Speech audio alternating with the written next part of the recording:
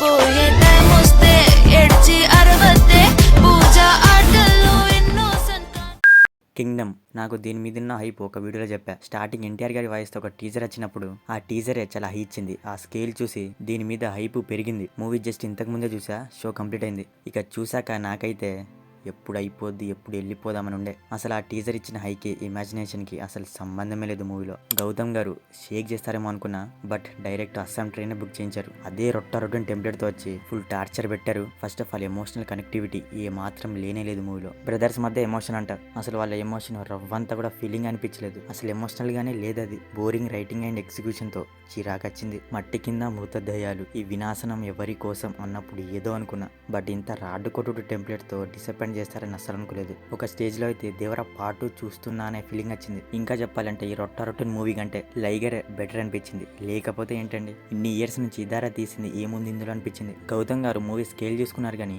దాని మైకంలో పడి ఆయన స్ట్రెంత్ అయిన రైటింగ్ మర్చిపోయారు. ఆ సాలిడ్ రైటింగ్ అనేది మిస్ అయ్యారు. అసలు దీని స్టోరీ ఏంటో నాకు అర్థం కాలేదు. గౌతమ్ గారు ఏం చెప్పాలి, ఏం తీయాలనుకున్నారో ఏంటో మరి. అన్న గురించా, అన్నం కాపాడ్డమా కాదు, గోల్డ్ గురించా కాదు, కింగ్డమా లేదు, అంతా సగం సగం అనమాట. గోల్డ్ అంటారు, కింగ్డమ్ అంటారు, అన్న అంటారు, మళ్ళీ కాసేపు లవ్ అంటారు. ఇది ఎక్కువసేపు లేదు. ఇంకా అదే ఉంటేనా అయ్యో బాబు, మళ్ళీ గోల్డ్ కింగ్డమ్ అన్న రిపీట్. ఇదే మొత్తానికి రాజని ఎండ్ చేశారు.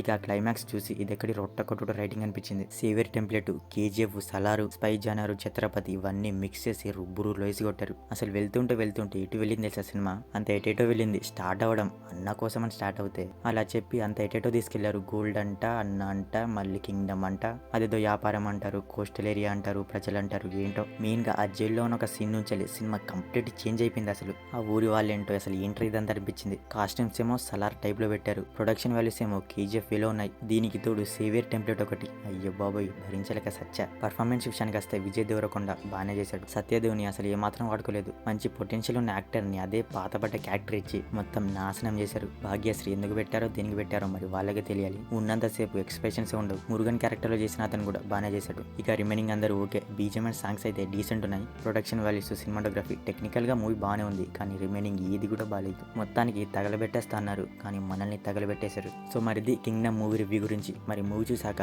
మీకేమనిపించింది అనేది మా కామెంట్ సెక్షన్ లో షేర్ చేసుకోవడం మాత్రం మర్చిపోకండి. ఫ్యామిలీ వాచబులే, అడల్ట్ బ్యాడ్ లాంగ్వేజ్ లాంటి ఏం లేవు. మరి మీకు కనుక మా రివ్యూ నచ్చితే దయచేసి మన ఛానల్ని సబ్స్క్రైబ్ చేసుకోండి. Okay, next video. Thank you.